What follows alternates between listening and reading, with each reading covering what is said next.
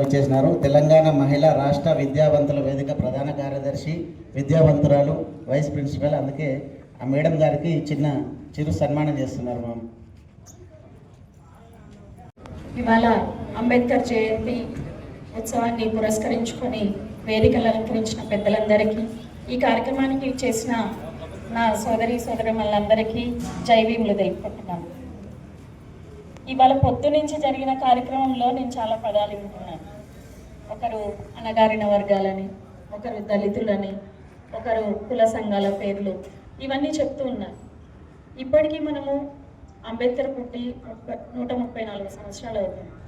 అంతకు ముందు ఉన్న ఇండియాలో పరిస్థితులు అందరికీ మీకు తెలిసి ఉండొచ్చు. అలాంటి సందర్భాలలో కూడా ఆయన ఎంతో గొప్ప చదువులు చదివి ఎన్నో దేశాలలో రీసెర్చ్ చేసి అంత పెద్ద కాన్స్టిట్యూషన్ని రాసి మనకిచ్చాడు. దాంట్లో ఉన్నది ఆయన ఎందుకు కాన్స్టిట్యూషన్ రాశాడు అనే విషయాన్ని మనం గుర్తు చేసుకుంటే, ఇండియాలో ఉన్న పరిస్థితుల్లో అణగారిన వర్గాల గురించి ఆయన కాన్స్టిట్యూషన్ రాశాడు. ఎలా వాళ్ళు పైకి ఎదగాలి, ఎలా మహిళల హక్కులు ఉంటాయి, ఎలా చదువుకోవాలి, ఏం చేయాలి, ఒక దేశానికి ఎలా పరిపాలన ఉండాలనే విషయాన్ని తన కాన్స్టిట్యూషన్లో రాసినప్పటికీ ఇప్పటికీ మనము కుల వర్గాల కోసం, కులం కోసం పోరాటం చేస్తున్నాం. కుల నిర్మూలన కోసం పోరాటం చేయాల్సిన సమయంలో ఇంకా మనము రిజర్వేషన్ల గురించి మాట్లాడుతున్నాం. ఇవాళ ఈ రిజర్వేషన్లు అసలు మాకు వద్దు, మేము బాగా చదువుకొని ఎదిగి అసలు ఇలాంటి రిజర్వేషన్లు అనే మాట కూడా మనము మాట్లాడకుండా ప్రతి ఒక్కరిని విద్యావంతుల్ని చేసి, జ్ఞానవంతుల్ని చేసి పోరాటం చేయాలని ఆ ప్రతి ఒక్క కుల సంఘానికి ఇవాళ నేను చేతులెత్తి నమస్కారం చేస్తున్నాను. ఎందుకంటే ఇవాళ మనకు ఇలాంటి అన్యాయం పోవాలి అంటే ఒకే ఒక్క ఆయుధం ఏంటంటే అది చదువు మాత్రం. అలాంటి చదువు మీద జ్ఞానాన్ని పెంచాల్సిందిగా ప్రతి ఒక్క సంఘానికి నేను కోరుకుంటున్నాను. ఒక్కొక్క సంవత్సరం మనం ఒక్కొక్క విషయాన్ని పెట్టుకుందాం, ఒక గోల్ని సెట్ చేసుకుందాం.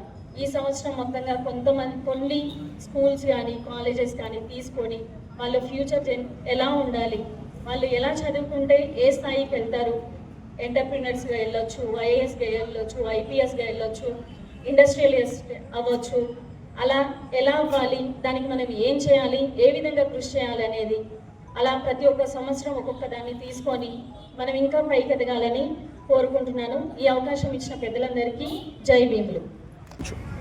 ఈరోజు బీబీనగర్ మండలంలోని అంబేద్కర్ జయంతి 134 ఉత్సవాలు నిర్వహించడం జరిగింది. ఈ యొక్క ఉత్సవాలకు ముఖ్య అతిథిగా స్థానిక ఎమ్మెల్యే శ్రీ కుంభం అనిల్ కుమార్ రెడ్డి గారు రావడం జరిగింది.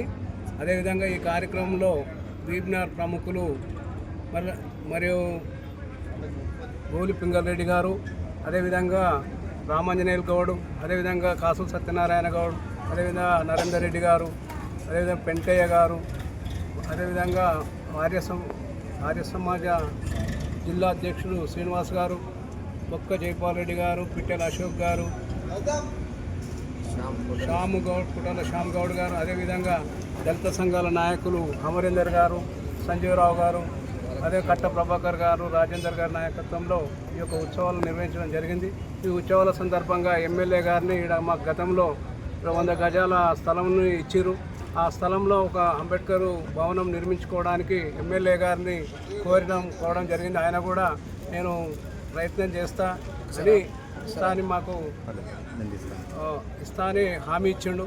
కాబట్టి ఈ కార్యక్రమానికి విచ్చేసిన అందరికీ కూడా మేము అంబేద్కర్ జయంతి ఉత్సవాలను దిగ్విజయం పూర్తి చేసినందుకు అందరికీ ధన్యవాదాలు తెలుపుతూ, అంబేద్కర్ యొక్క సిద్ధాంతం ఏంటంటే చదవడాలి, అందరం చదివి జ్ఞానాన్ని సంపాదించినప్పుడే మనమంతా అభివృద్ధికి వస్తాం. కాబట్టి అంబేద్కర్ యొక్క ఆలోచన విధానాన్ని ప్రజలకు అందరూ వెళ్ళవలసిందిగా కోరుచున్నాను. అందరూ చదవాలి, చదివితేనే జ్ఞానం వస్తుంది, జ్ఞానం వస్తేనే దాన్ని తీసుకువెళ్ళాల్సిందిగా కోరుతూ ఈ యొక్క ఉత్సవాలను ముగించుకుంటున్నాం.